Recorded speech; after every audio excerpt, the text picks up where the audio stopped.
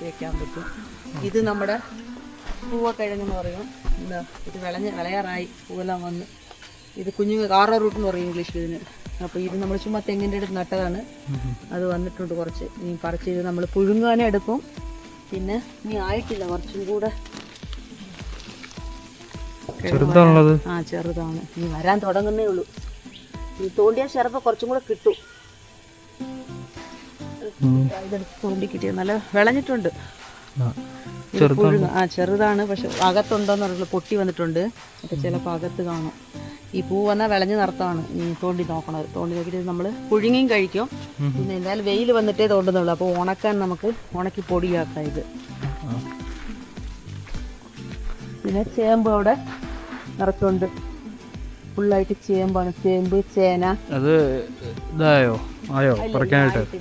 ഇനി ഒരു 1 month next നവംബറിൽ എടുക്കാം ചേമ്പല്ല. അതേപോലെ ചേന ഒരുമാതിരി ആയി. നമ്മൾ കുറച്ചെടുത്ത് ചേന അവിടെ ഉണ്ട് ചേന.